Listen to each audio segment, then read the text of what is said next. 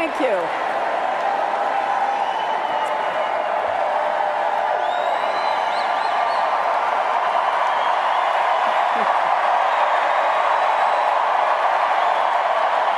Thank you all very, very much. Thank you for that amazing welcome. Thank you all for the great convention that we've had. And Chelsea, thank you. I am so proud to be your mother and so proud of the woman you've become. Thank you for bringing Mark into our family and Charlotte and Aiden into the world. And Bill, that conversation we started in the law library 45 years ago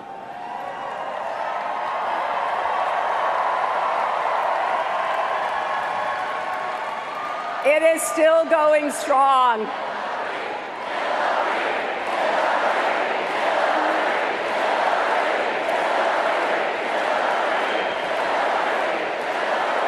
You know, that conversation has lasted through good times that filled us with joy and hard times that tested us.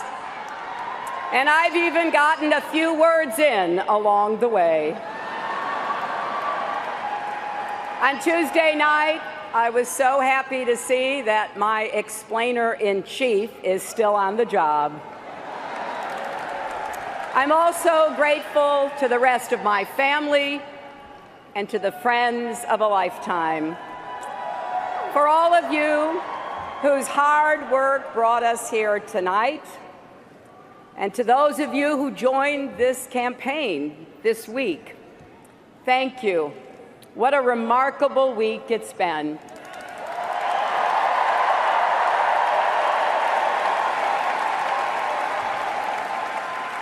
We heard the man from hope, Bill Clinton, and the man of hope, Barack Obama.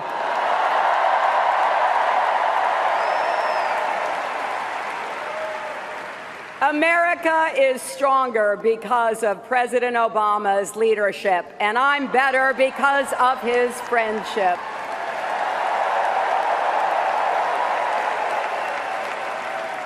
We heard from our terrific Vice President, the one and only Joe Biden.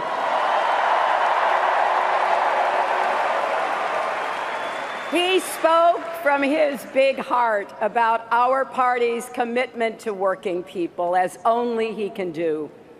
And First Lady Michelle Obama reminded us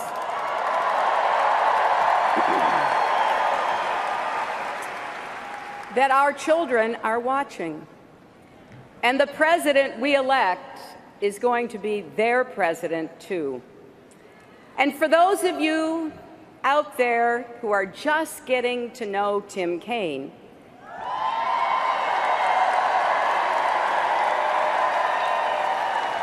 you will soon understand why the people of Virginia keep promoting him from city council and mayor to governor and now senator. And he will make our whole country proud as our vice president.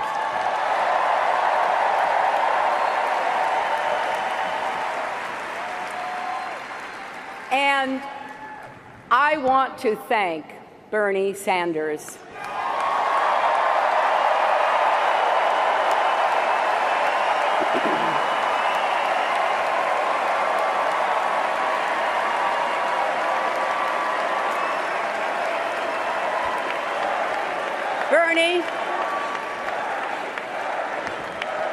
Bernie, your campaign inspired millions of Americans, particularly the young people who threw their hearts and souls into our primary.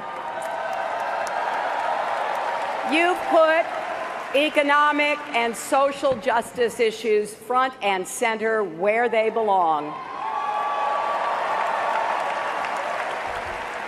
And to all of your supporters here and around the country, I want you to know, I've heard you. Your cause is our cause.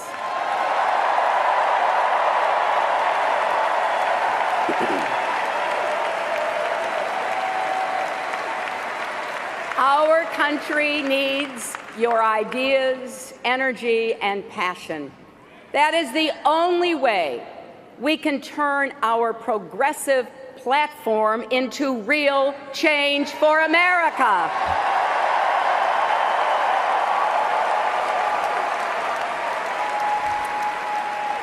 We wrote it together. Now let's go out and make it happen together.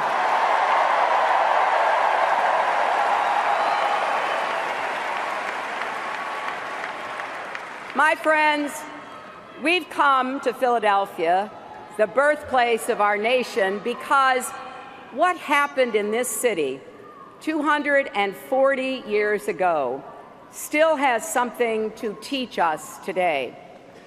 We all know the story, but we usually focus on how it turned out, and not enough on how close that story came to never being written at all.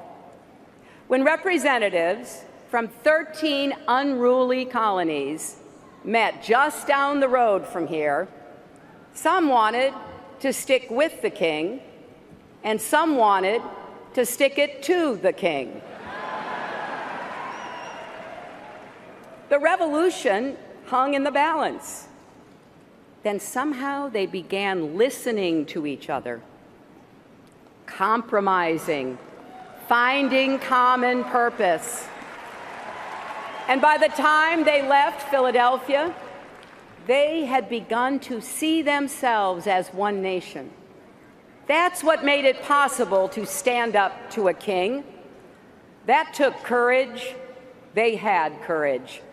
Our founders embraced the enduring truth that we are stronger together.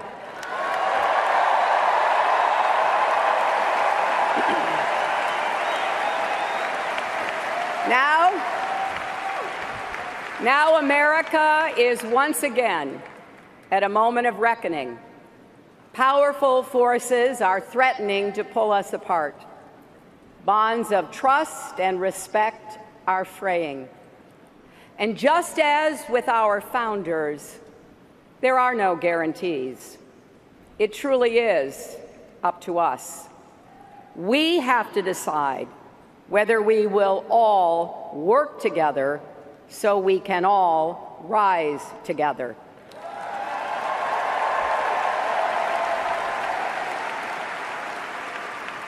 Our country's motto is E pluribus unum.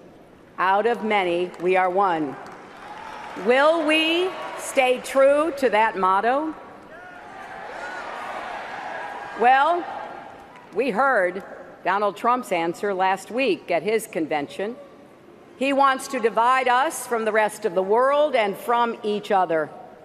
He's betting that the perils of today's world will blind us to its unlimited promise.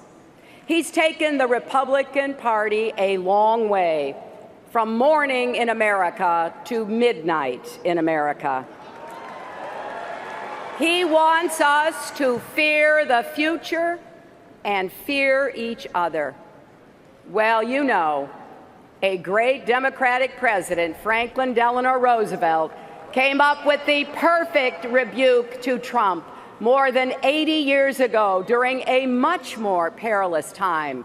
The only thing we have to fear is fear itself.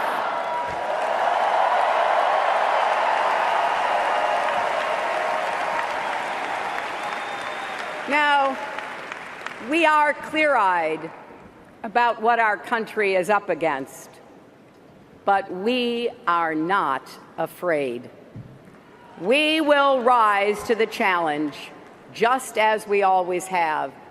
We will not build a wall. Instead, we will build an economy where everyone who wants a good job can get one.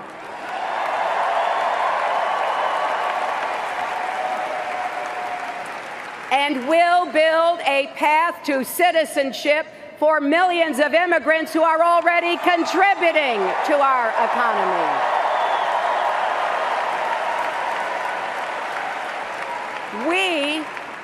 We will not ban a religion. We will work with all Americans and our allies to fight and defeat terrorism.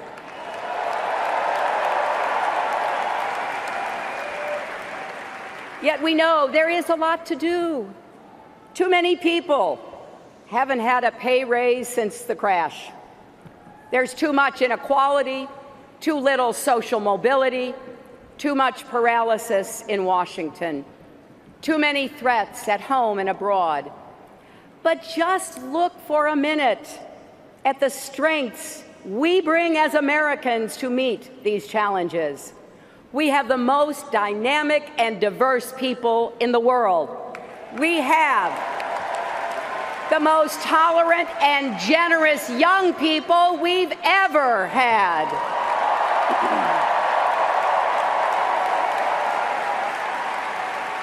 We have the most powerful military, the most innovative entrepreneurs, the most enduring values: freedom and equality, justice and opportunity.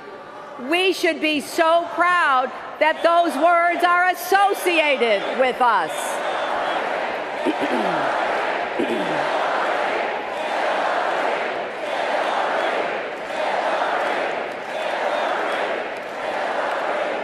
I have to tell you, as your Secretary of State, I went to 112 countries.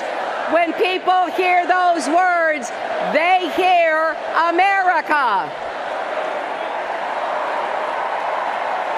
So, don't let anyone tell you that our country is weak. We're not. Don't let anyone tell you we don't have what it takes. We do. And most of all, don't believe anyone who says, "I alone can fix it." Yes, those were actually Donald Trump's words in Cleveland. And they should set off alarm bells for all of us. Really? I alone can fix it?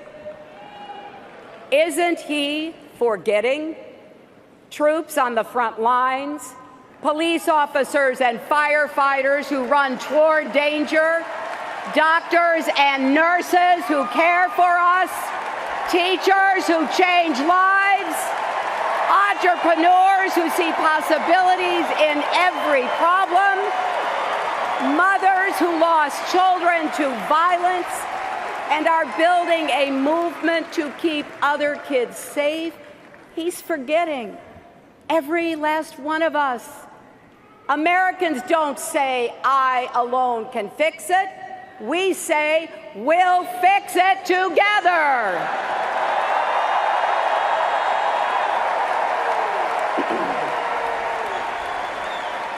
And remember, our founders fought a revolution and wrote a constitution so America would never be a nation where one person had all the power.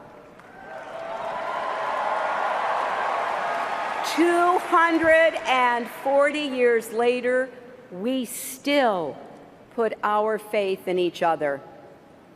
Look at what happened in Dallas after the assassinations of 5 brave police officers. Police Chief David Brown asked the community to support his force, maybe even join them. And you know how the community responded? Nearly 500 people applied in just 12 days.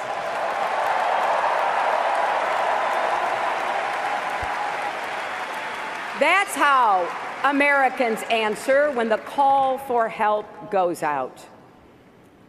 20 years ago, I wrote a book called "It Takes a Village." And a lot of people looked at the title and asked, what the heck do you mean by that? This is what I mean. None of us can raise a family, build a business, heal a community, or lift a country totally alone. America needs every one of us to lend our energy, our talents, our ambition to making our nation better and stronger. I believe that with all my heart. That's why Stronger Together is not just a lesson from our history. It's not just a slogan for our campaign. It's a guiding principle for the country we've always been and the future we're going to build. A country where the economy works for everyone, not just those at the top.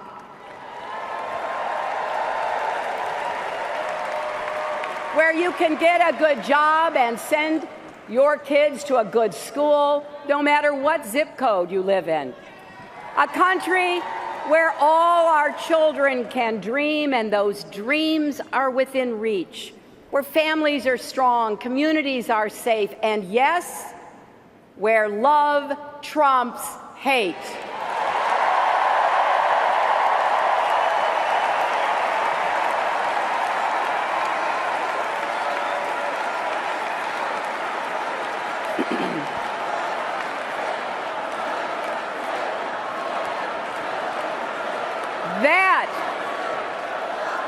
That's the country we're fighting for. That's the future we're working toward. And so, my friends, it is with humility, determination, and boundless confidence in America's promise that I accept your nomination for President of the United States.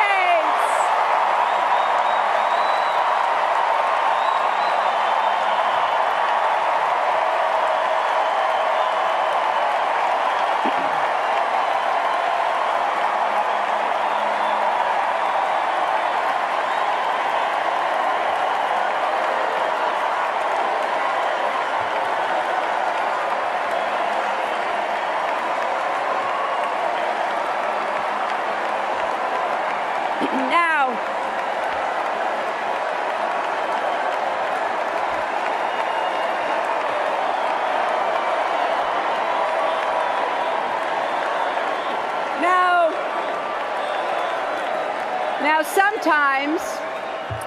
sometimes the people at this podium are new to the national stage. As you know, I'm not one of those people. I've been your First Lady, served 8 years as a senator from the great state of New York.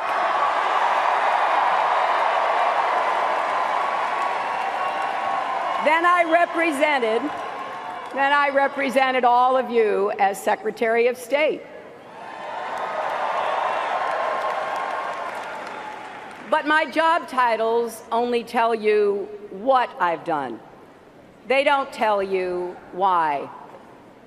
The truth is, through all these years of public service, the service part has always come easier to me than the public part. I get it that some people just don't know what to make of me. So let me tell you, the family I'm from, well, no one had their name on big buildings. My family were builders of a different kind. Builders in the way most American families are.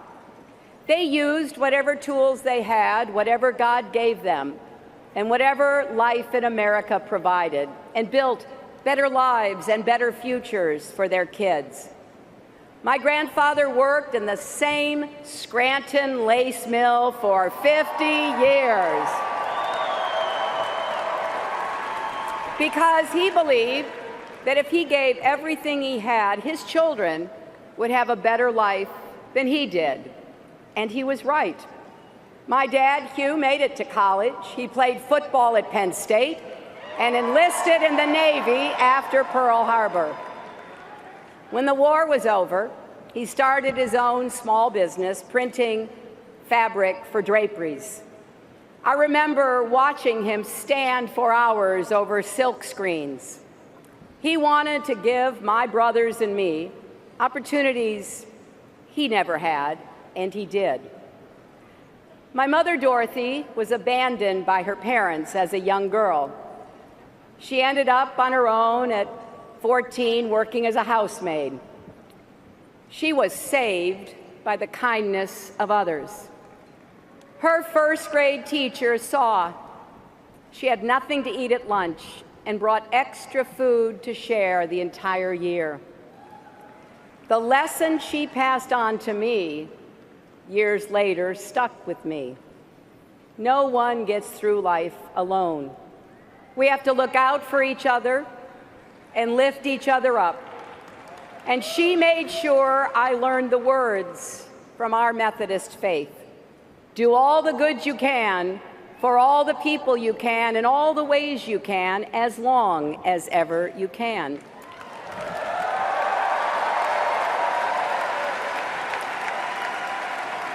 So I went to work for the Children's Defense Fund, going door to door in New Bedford, Massachusetts,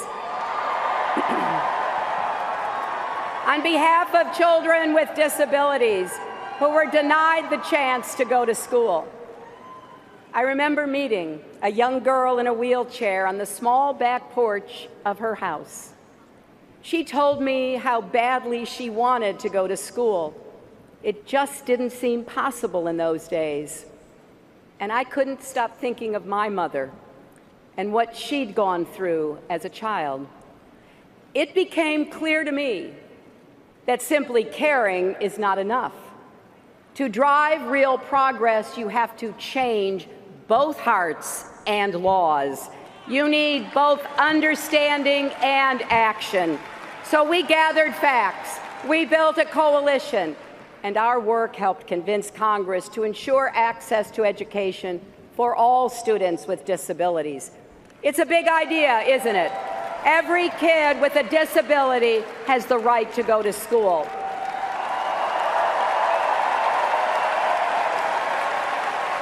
But how? How do you make an idea like that real? You do it step by step, year by year, sometimes even door by door. My heart just swelled when I saw Anastasia Somoza representing millions of young people on this stage.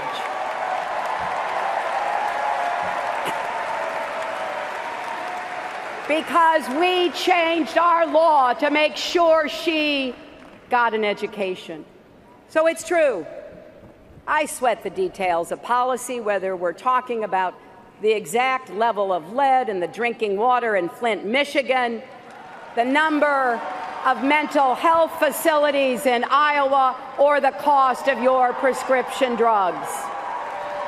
Because it's not just a detail if it's your kid, if it's your family. It's a big deal. And it should be a big deal to your president, too.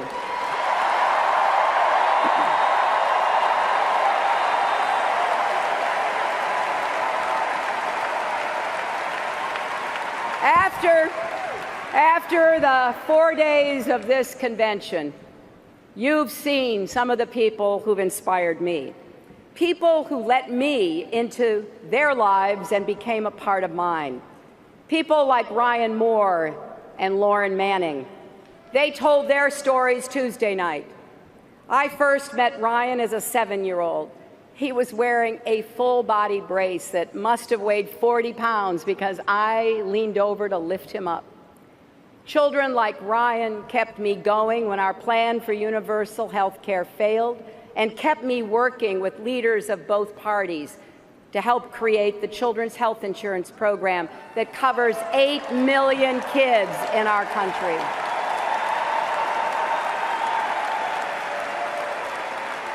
Lauren Manning, who stood here with such grace and power, was gravely injured on 9/11. It was the thought of her and Debbie St. John, who you saw in the movie, and John Dolan and Joe Sweeney and all the victims and survivors that kept me working as hard as I could in the Senate on behalf of 9/11 families and our first responders who got sick from their time at Ground Zero. I was thinking of Lauren, Debbie, and all the others 10 years later in the White House Situation Room when President Obama made the courageous decision that finally brought Osama bin Laden to justice.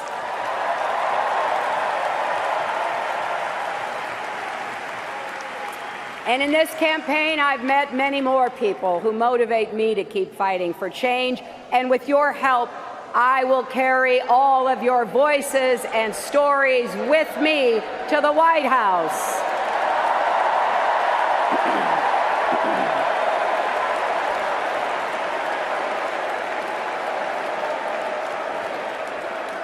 And you heard from Republicans and independents who are supporting our campaign. Well, I will be a president for Democrats, Republicans, independents, for the struggling, the striving, the successful, for all those who vote for me and for those who don't, for all Americans together.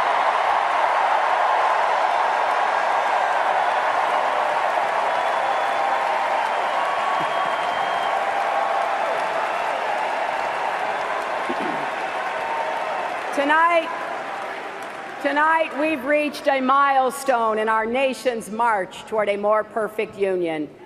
The first time that a major party has nominated a woman for president.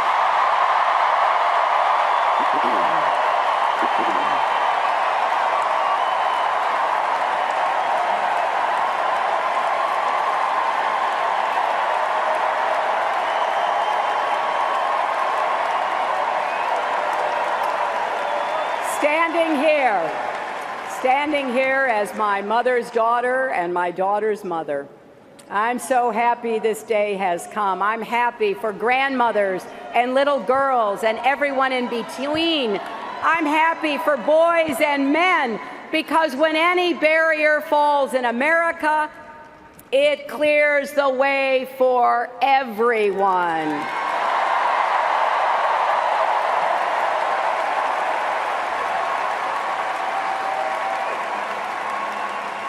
After all, when there are no ceilings, the sky's the limit.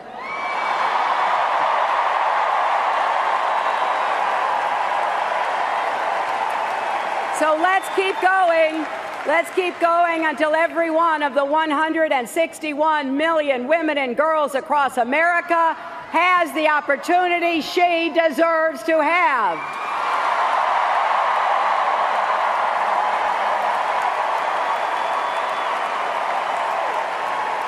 But even more important than the history we make tonight is the history we will write together in the years ahead. Let's begin with what we're going to do to help working people in our country get ahead and stay ahead. Now, I don't think President Obama and Vice President Biden get the credit they deserve for saving us from the worst economic crisis of our lifetimes.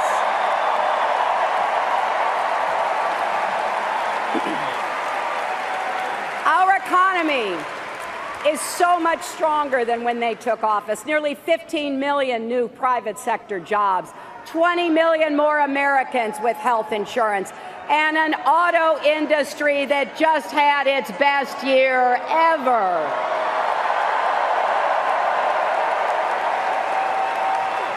Now, that's real progress. But none of us can be satisfied with the status quo, not by a long shot. We're still facing deep-seated problems that developed long before the recession and have stayed with us through the recovery. I've gone around the country talking to working families, and I've heard from many who feel like the economy sure isn't working for them. Some of you are frustrated, even furious. And you know what? You're right. It's not yet working the way it should. Americans are willing to work and work hard, but right now an awful lot of people feel there is less and less respect for the work they do. and less respect for them, period. Democrats, we are the party of working people.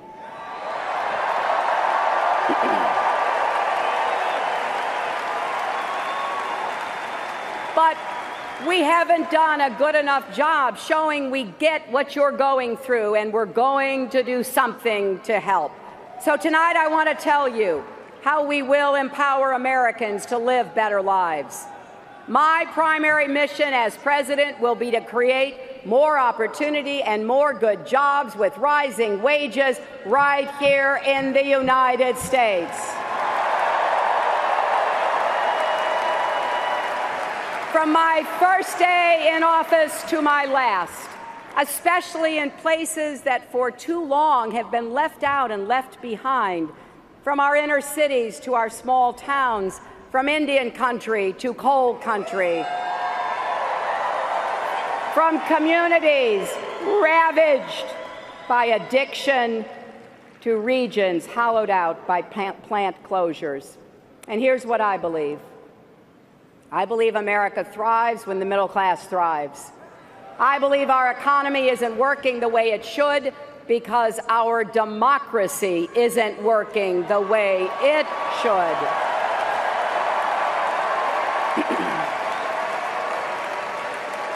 That's why we need to appoint Supreme Court justices who will get money out of politics and expand voting rights, not restrict them. And if necessary, we will pass a constitutional amendment to overturn Citizens United.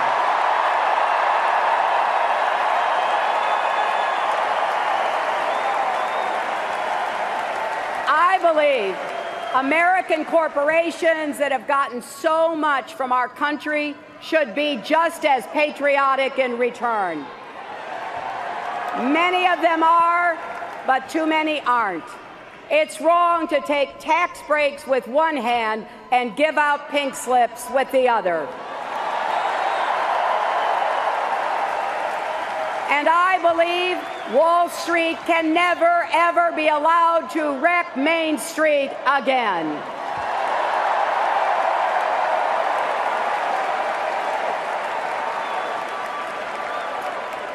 And I believe in science.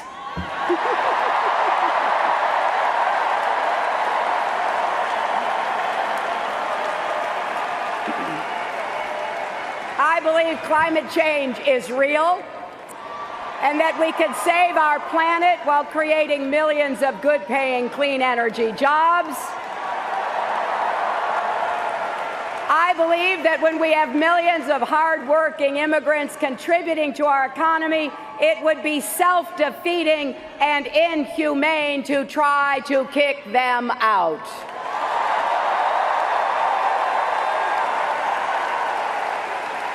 Comprehensive immigration reform will grow our economy and keep families together, and it's the right thing to do. So, whatever party you belong to, or if you belong to no party at all, if you share these beliefs, this is your campaign.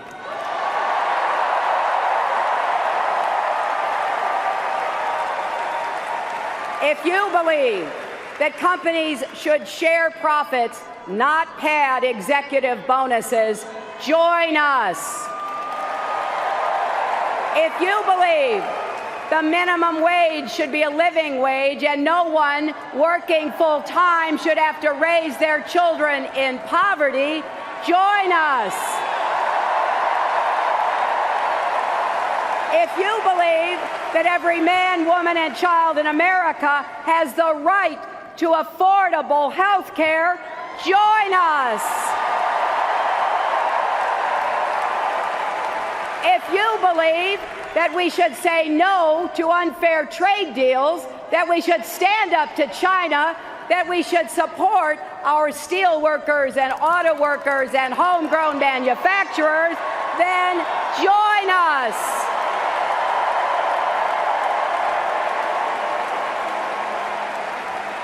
If you believe we should expand Social Security and protect a woman's right to make her own health care decisions, then join us.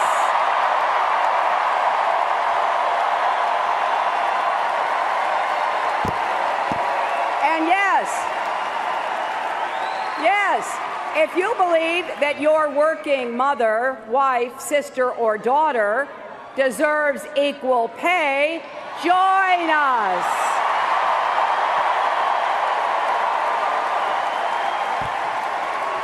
That's how we're going to make sure this economy works for everyone, not just those at the top. Now, you didn't hear any of this, did you, from Donald Trump at his convention? He spoke for 70-odd minutes, and I do mean odd.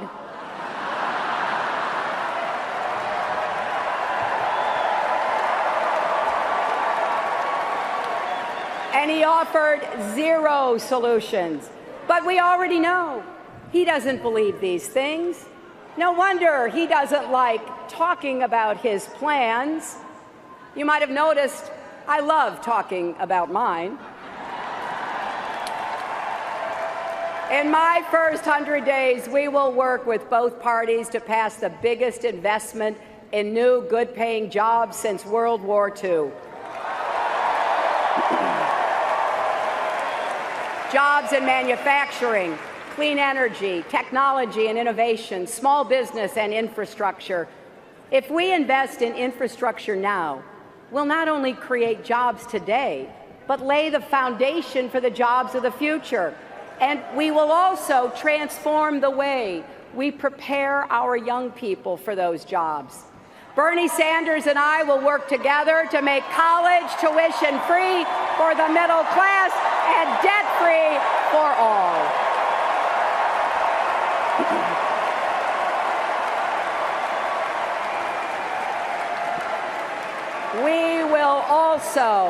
We will also liberate millions of people who already have student debt.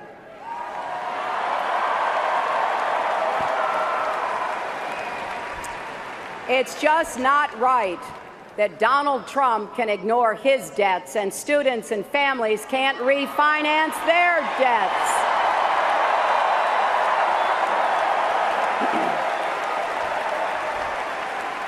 And something we don't say often enough, sure, college is crucial, but a four-year degree should not be the only path to a good job.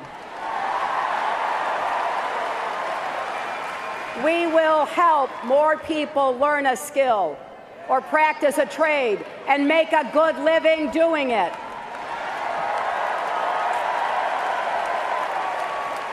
We will give small businesses like my dad's a boost, make it easier to get credit.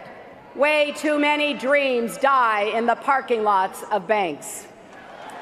In America, if you can dream it, you should be able to build it. And we will help you balance family and work. And you know what? If fighting for affordable child care and paid family leave is playing the woman card, then deal me in.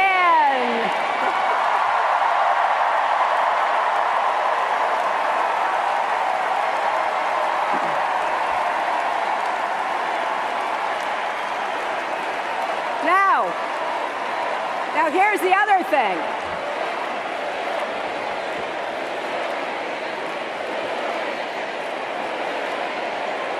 Now, we're not only going to make all of these investments, we're going to pay for every single one of them.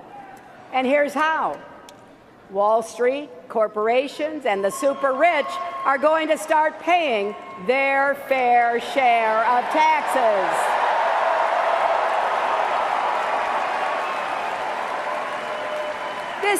This is not because we resent success, but when more than 90% of the gains have gone to the top 1%, that's where the money is, and we are going to follow the money.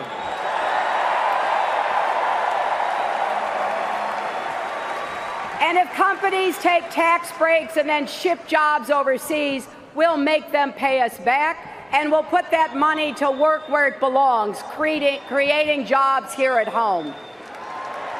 Now I imagine that some of you are sitting at home thinking, well, that all sounds pretty good, but how are you going to get it done? How are you going to break through the gridlock in Washington? Well, look at my record. I've worked across the aisle to pass laws and treaties and to launch new programs that help millions of people. And if you give me the chance, that's exactly what I'll do as president. But then I also imagine people are thinking out there, but Trump, he's a businessman. He must know something about the economy. Well, let's take a closer look, shall we? In Atlantic City, 60 miles from here, you will find contractors and small businesses who lost everything because Donald Trump refused to pay his bills. Now remember what the president said last night. Don't boo, vote.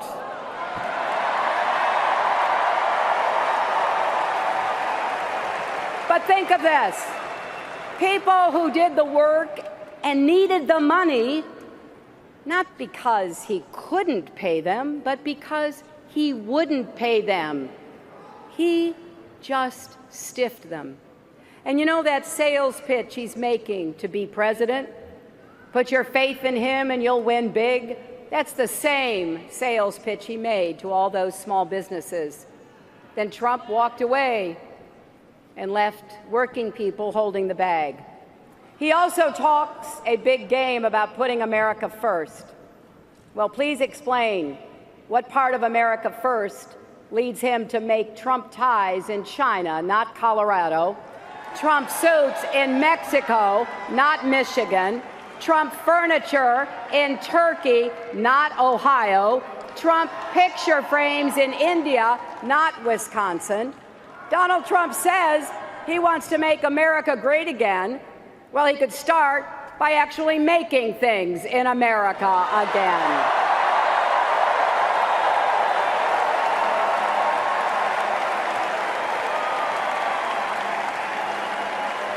Now,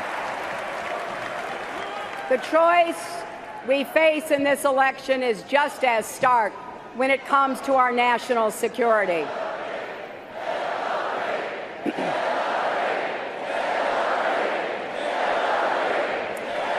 You know, anyone reading the news can see the threats and turbulence we face, from Baghdad to Kabul to Nice and Paris and Brussels, from San Bernardino to Orlando. We're dealing with determined enemies that must be defeated. So it's no wonder that people are anxious and looking for reassurance, looking for steady leadership, wanting a leader who understands we are stronger when we work with our allies around the world and care for our veterans here at home.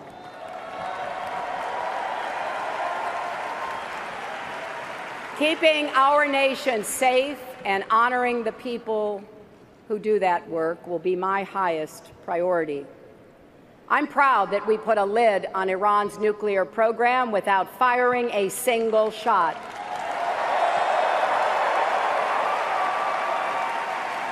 Now we have to enforce it, and we must keep supporting Israel's security.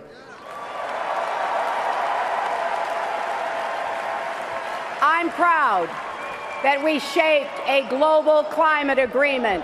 Now we have to hold every country accountable to their commitments, including ourselves. And I'm proud to stand by our allies in NATO against any threat they face, including from Russia.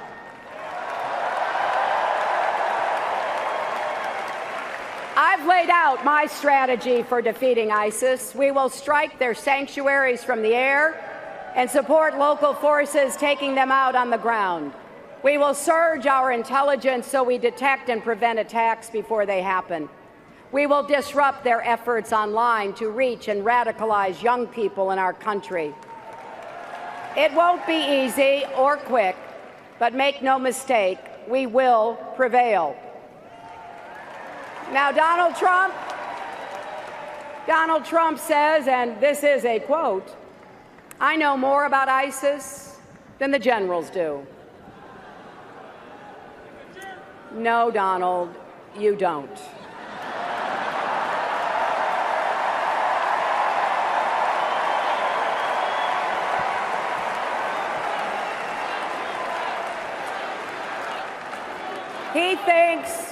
He thinks he knows more than our military because he claimed our armed forces are a disaster. Well, I've had the privilege to work closely with our troops and our veterans for many years, including as a senator on the Armed Services Committee, and I know how wrong he is. Our military is a national treasure. We entrust our commander-in-chief to make the hardest decisions our nation faces, decisions about war and peace, life and death. A president should respect the men and women who risk their lives to serve our country.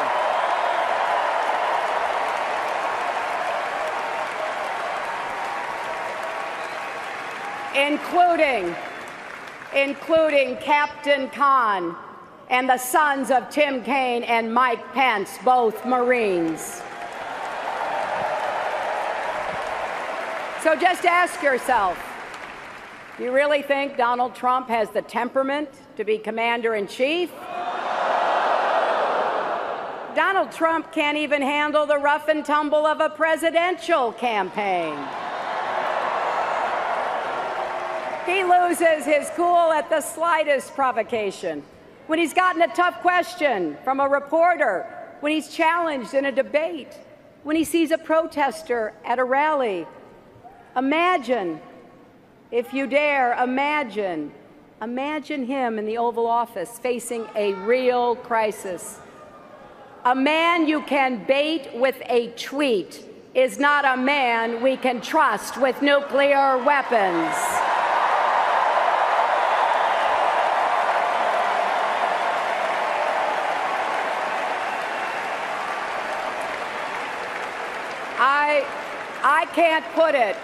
I can't put it any better than Jackie Kennedy did after the Cuban Missile Crisis.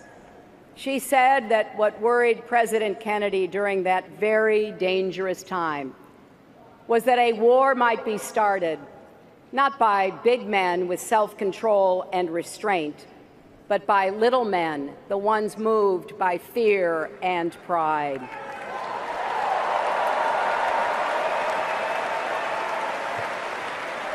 America's strength doesn't come from lashing out. It relies on smarts, judgment, cool resolve, and the precise and strategic application of power. And that's the kind of commander-in-chief I pledge to be.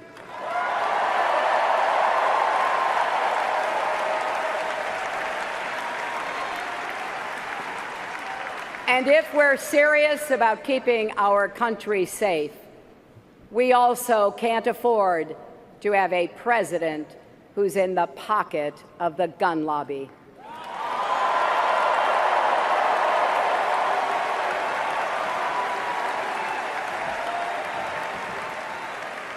I'm not here to repeal the Second Amendment. I'm not here to take away your guns. I just don't want you to be shot by someone who shouldn't have a gun in the first place.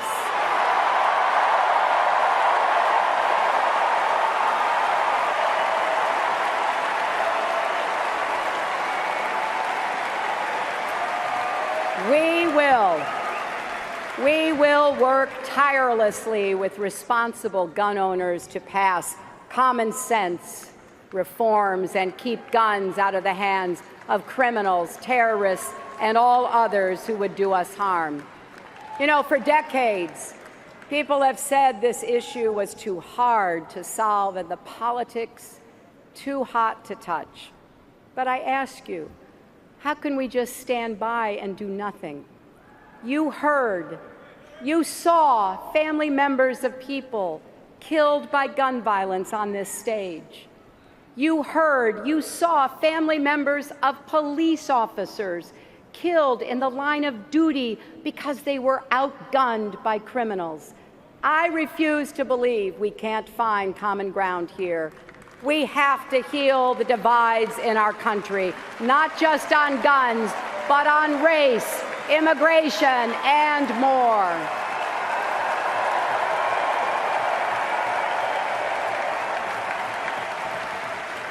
And that starts with listening to each other, trying as best we can to walk in each other's shoes. So let's put ourselves in the shoes of young Black and Latino men and women who face the effects of systemic racism and are made to feel like their lives are disposable.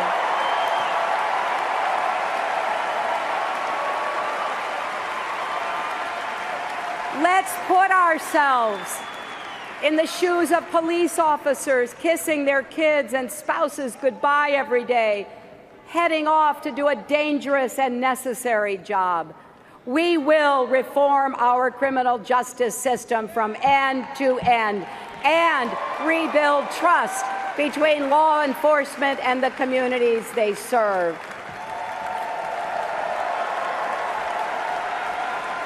And we will defend all our rights, civil rights, human rights, and voting rights, women's rights and workers' rights, LGBT rights, and the rights of people with disabilities.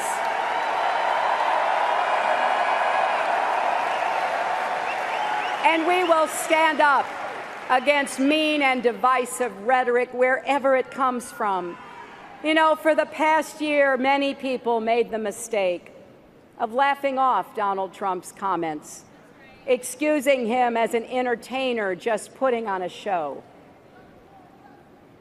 They thought he couldn't possibly mean all the horrible things he says, like when he called women pigs or said that an American judge couldn't be fair because of his Mexican heritage, or when he mocks and mimics a reporter with a disability or insults prisoners of war like John McCain, a hero and a patriot who deserves our respect. Now, at first, I admit, I couldn't believe he meant it either. It was just too hard to fathom that someone who wants to lead our nation could say those things, could be like that. But here's the sad truth. There is no other Donald Trump. This is it. And in the end, it comes down to what Donald Trump doesn't get. America is great because America is good.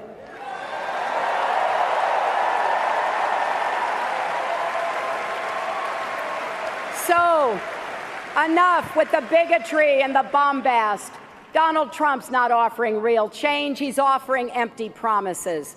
And what are we offering? A bold agenda to improve the lives of people across our country, to keep you safe, to get you good jobs, to give your kids the opportunities they deserve. The choice is clear, my friends. Every generation of Americans has come together to make our country freer, fairer, and stronger. None of us ever have or can do it alone. I know that at a time when so much seems to be pulling us apart, it can be hard to imagine how we'll ever pull together. But I'm here to tell you tonight, progress is possible.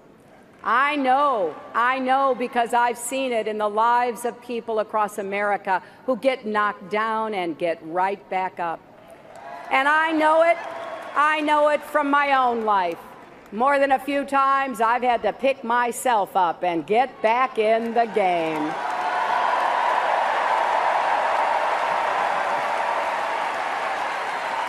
Like so much else in my life, I got this from my mother, too. She never let me back down from any challenge. When I tried to hide from a neighborhood bully, she literally blocked the door. "Go back out there," she said. And she was right. You have to stand up to bullies. You have to keep working to make things better, even when the odds are long and the opposition is fierce. We lost our mother a few years ago, but I miss her every day, and I still hear her voice urging me to keep working, keep fighting for right no matter what. That's what we need to do together as a nation.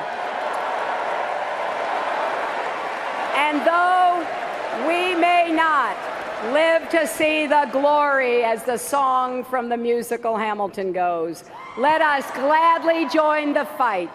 Let our legacy be about planting seeds in a garden you never get to see. That's why we're here, not just in this hall, but on this earth. The founders showed us that, and so have many others since. They were drawn together by love of country and the selfless passion to build something better for all who follow. That is the story of America, and we begin a new chapter tonight. Yes, the world is watching what we do. Yes, America's destiny is ours to choose. So let's be stronger together, my fellow Americans. Let's look to the future with courage and confidence. Let's build a better tomorrow for our beloved children and our beloved country. And when we do, America will be greater than ever. Thank you, and may God bless you.